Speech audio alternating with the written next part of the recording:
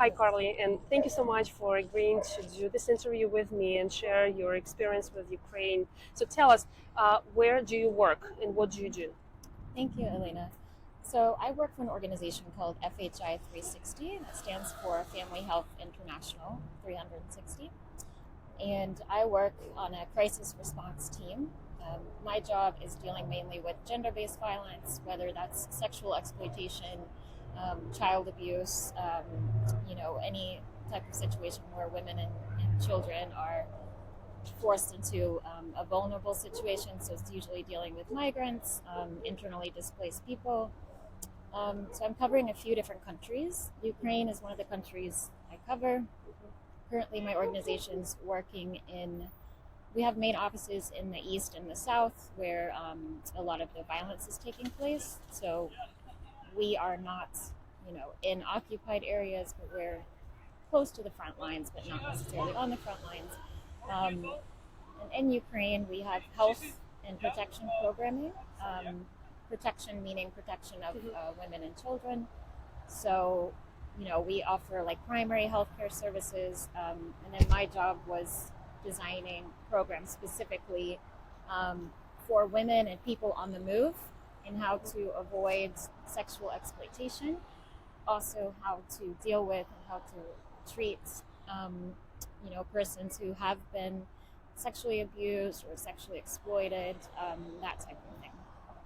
So when you talk about children and women's protection, are you talking about specifically sexual abuse and kidnapping and all those terrible things that can that that that are caused by the war, which we're going through now, the whole world? Yeah, So exactly. So the theory behind any conflict is that when you have a group of people who are displaced, whether due to conflict or natural disaster, those people on the move are naturally exposed to additional vulnerabilities. We know from research that sexual exploitation is ripe in these circumstances, and human trafficking increases in times of war or crises due to many factors like breakdown of the rule of law. Like, the government is not necessarily looking at trafficking because they're more focused on the actual conflict. So in this way, it's easier for traffickers to operate in these times because there's not a lot of focus on trafficking or sexual exploitation. So the programs that we design are meant to try to prevent such things. So catching people on the move or educating them when they, arrive in shelters in Ukraine, for instance. Some other contexts, you have refugee camps and whatnot. Um, so usually we reach the women, when they arrive at the shelters, but ideally we would like to reach them, before they arrive, because during that transition period of leaving their homes and then arriving into the shelters, that's the sort of period where, trafficking and sexual exploitation can so happen. does it happen in shelters when they arrive there? Mm-hmm. It can, yeah. So, throughout the whole span of this crisis, women and children are always going to be vulnerable, additionally, so. Also, a lot of the men are on the front lines fighting. So, this leaves, some single mothers at home, elderly people, who have been left alone because a lot of the population of young men are fighting or, some have died and things like that. Um, so yeah, to answer your question, exploitation can happen even after the fact. Part of my job is looking into making sure that like staff at shelters or settlements and things that they are not going on to abuse the people in those shelters, because sadly that does happen a lot, where we see a lot of young women who might be sexually abused or assaulted by the very staff that or humanitarians that are meant to support them. Um, we also have seen cases of men who have been raped and sexually assaulted due to the conflict. So in my industry, we call this conflict-related sexual violence, which is oftentimes, And we're talking about yeah. Ukrainian men. Yes. So, conflict related sexual violence is always a tactic of war. and any war. So there's, and I think a lot of it boils down to power dynamics and control. So, yeah, a lot of sexual assaults, a lot of investigations looking into these as war crimes, the conflict-related sexual violence. So yes, we do get male clients, who have also experienced rape at the hands of soldiers, essentially. So a lot of cases like that, and so just a lot of people are vulnerable on all sides, and sexual violence is really exacerbated by this conflict. So it doesn't matter, who you are. There's just a lot of exposure to sexual violence.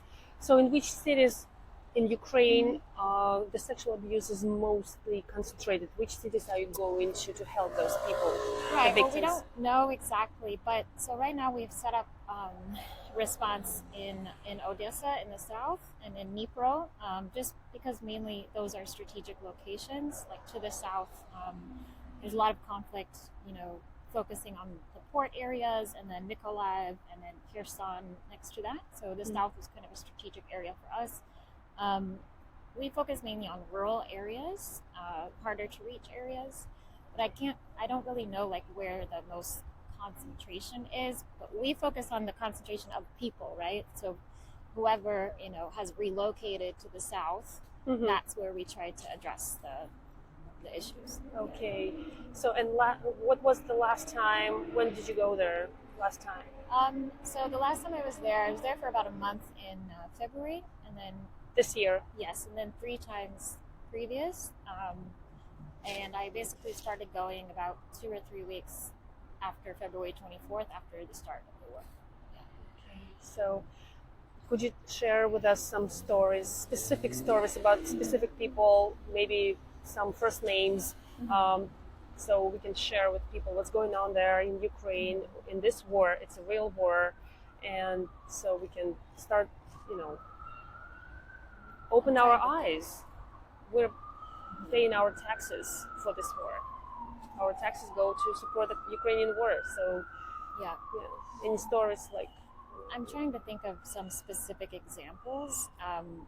what exactly happened, where? Yeah, I mean, why? so there was a case of a young man who had arrived in Chernivtsi, which is sort of considered the West, but it's a bit of a safer area. It's on the border with Romania, and this was sort of at the start of the war when we were starting to get clients or survivors, getting them treatment through psychologists. Most of them had undergone sexual violence, so this was a young man who had been raped by one of the soldiers, and we weren't sure quite of the details and everything, and we were treating him more from like a psychological perspective. But men who have undergone rape in these contexts specifically, essentially it's a form of torture, but also like you have those added dynamics of homosexuality and things like that, which in this culture is a bit difficult. So getting male survivors to come forward in the first place is very difficult. So you could tell that this man was in serious need of medical assistance, mainly psychological, but physical as well, I'm sure. So yeah, a few cases like that. Children as well. I mean, children can. Children get raped? Yes, yeah.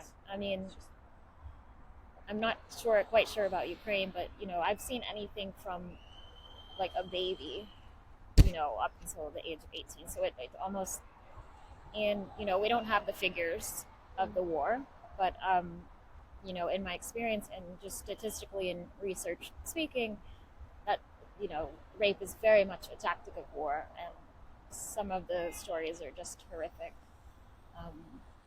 Well, I'm listening to you and I'm almost at the edge of breaking into tears. How do you manage all this hard stuff coming your way? Because I know you have to work there. You work in the field. You are so brave. I know you for a while, so I'm like, how do you? I mean, I would cry every night if I worked with those people and saw what you saw. So, what do you do psychologically for yourself to protect your psyche from basically having a heart attack from all this stuff. Yeah, well, You too. I mean, I've been doing this for about 15 years. I also, work at the hospital here a couple times a month dealing with rape crisis. So, it's something that I've been doing for such a long time. The children, that it never really gets easier working with children. But, like I have really great employees, great staff. We very much focus on staff care and well-being as much as possible. There's a lot of research coming out now on how to support yourself psychologically for things like secondhand trauma. So I mean, there's no like perfect answer for that, but I feel like I've been doing it for so long that I've created this balance that seems to work. Like kind of cover from Yeah, like your. it's a bit of a way to disassociate, but in a healthy way. So kind of like remove myself from the situation because if I'm breaking down and stuff in front of the survivors, it's not very helpful for them. Yeah. I have to be strong and objective and say like, okay, you've survived this. Like, we're going to give you your options for treatment. What do you want to do? So I want that person to feel comfortable with me and empowered. So I have to be strong for that as well. How do you communicate with those people, the victims, in English, or you have translator?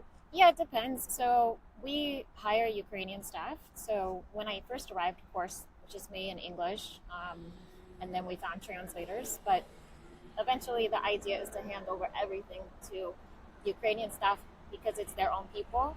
So I step away, right? So, in the beginning, yes, a lot of stuff in English, but now, survivors, if they're only comfortable speaking in Ukrainian or a lot of like Russian only speakers, some people that don't even speak Ukrainian.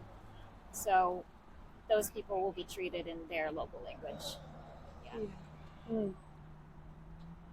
So I'm flying tomorrow to Russia, and part of my family is Ukrainian. So for those who don't know, I wanted to talk to Carly before I go because I want to share this video with the Russians, my Russian friends, and really, really translate to what you said to my Russian family, my Russian friends, because they live in denial, and they live in belief that this war is not a real war, Right. and it's not happening there. What you just described, you as a witness, it's not happening there.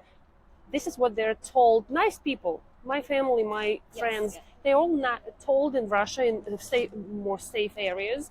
They're told that it's not going on, it's not happening. So I just want to open eyes. Then again, I don't know. Maybe I will try to be optimistic. We're all trying to be optimistic, of course. But Ukrainians are great people, like so strong and so like patriotic and really into their history and their culture, and really strong, like proud people, and I don't think they're gonna give up. So. Oh, Carly. So my last questions for you. So what do you think what those people can do? So when you go represent your company and help them, do they have a chance to leave those areas of danger? You mean the people? Yes, people you work with on field. Do Yeah. they have a chance to do they have that support? And I think it needs lots of financial support as well to remove them from those areas of danger. You remove the Ukrainians? Yes, From those Ukrainians areas, from yeah. the areas where they were basically Yeah. abused, raped, tortured. So does your company help them with that, or do you attract other resources to Right. help them to go? Because I know some of them just don't want to go. They Yeah. just stay No, there. a lot of elderly people, especially, like they don't want to leave the homes that they've known for their whole lives. So a lot of elderly people, I don't know the actual statistic on this, but a lot of elderly people tend to stay where they're at because they just want to die there. That's their. So our organization, unfortunately, we don't have the resources to actually move people. We're only able to try to tackle these issues before, during, and after. you know, and even the UN agencies don't have a lot of that power either to remove people from specific areas. So there are too many people. That's why there Too are many too many people, people. and, It's hard to help everyone, right? So what the United Nations and what humanitarian organizations do is that we negotiate access. So when you hear these things like humanitarian corridors and stuff, it's basically negotiating with occupied areas. Okay, we're going to have like a ceasefire, you know, in this moment or in this time, and that way, like, it allows people to migrate with sort of like immunity, let's say. So that's the only thing that all humanitarian organizations can do. We can only try to negotiate. We don't physically move people.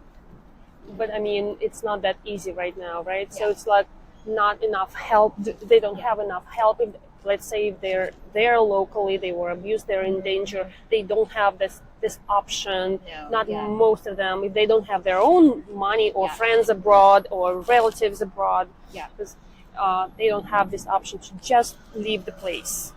Yeah. In majority of Mhm. situation, right? So those are the people that we're trying to work with the most. The people that, you know, are elderly and maybe don't want to leave. People that can't afford the transportation. People that don't have family abroad. These are the exact people that we're trying to help as much as possible. But Yeah. we're also, Yeah. of course, limited. Sure, Yeah. of course, I understand that. So please share your website, your Okay. social media. Mhm. I'll include it to this video, and I'd like. So you take donations. Your company takes donations and help We don't, but I can give you.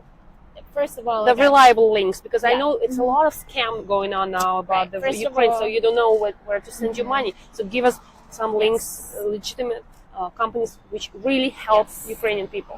Yeah, I would encourage everyone to. I can send the links, but donate to smaller organizations, not necessarily like the UN and things like that. It's better to donate to smaller, like, Ukrainian organizations. So I can send you a list of reputable Please, sources. yes, reliable. Yeah, Yeah. absolutely. Thank you so much, Carlia. Thank you. So good to see Yeah, you, good and to thank see you so much too. for sharing all this terrible news and coming our way. But we have to open our eyes. We have to open our eyes. We are Americans and we Russians. I'm both. I have dual citizenship, so I'm American and Russian, and I care for both nations. Yes, and I of want course. just people wake up. Yeah. And I don't know if I can do, but with your Mhm. input and with my input, maybe we'll make a little change. I hope so. I hope I really so. hope so. Thank you so Thank you much. so much. Thank you.